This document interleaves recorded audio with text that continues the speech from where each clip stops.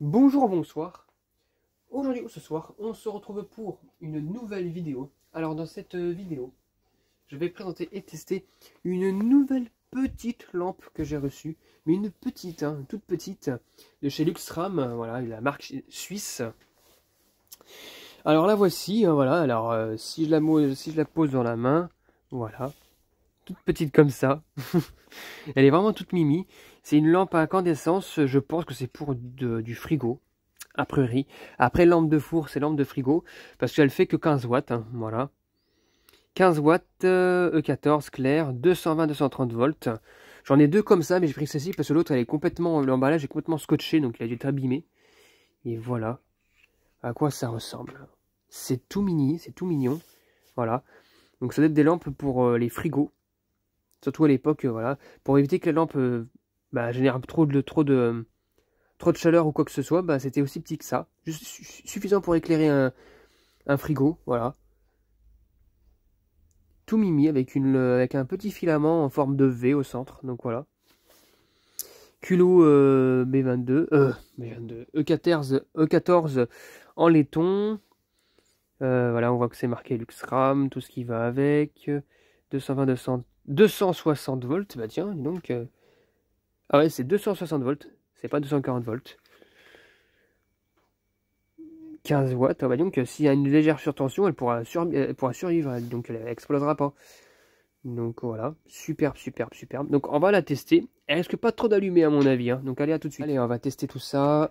Je mets la petite lampe, toute petite, punaise, regardez ce que ça fait. Non mais sérieux, elle est toute petite. Allez, c'est parti. 1, 2, 3. Ah non, bah elle éclaire rien du tout. Franchement, ça se voit que c'est une lampe de frigo. Je pense qu'en plus, elle est faite pour supporter le froid. Donc, les froids, les températures un tout petit peu au-dessus du 0 degré.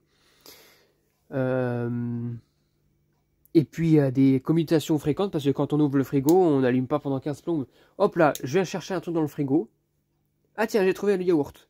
Hop là, je ferme. Donc voilà, c'est pas... Normalement, ça supporte les commutations. Donc, comme les lampes de four, pareil.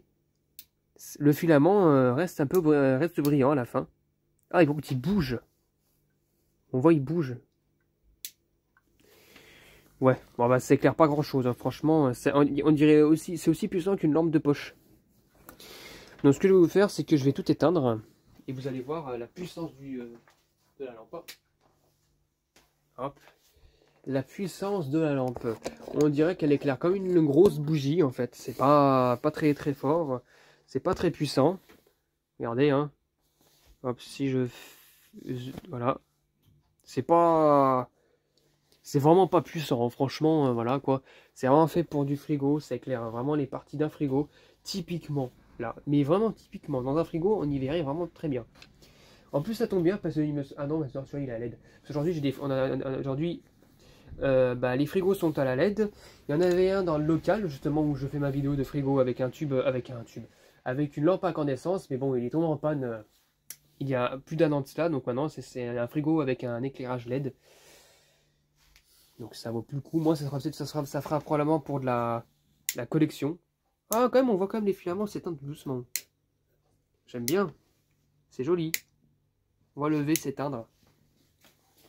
Mais voilà, vraiment, c'est vraiment des lampes de frigo qui sont faites pour les nombreuses commutations, pour chercher un truc. On n'y passe pas 15 plombes. Le frigo, évidemment, s'il y a des perditions de froid, ça ne sert à rien. Mais au moins, ça fait son job. Et c'est joli.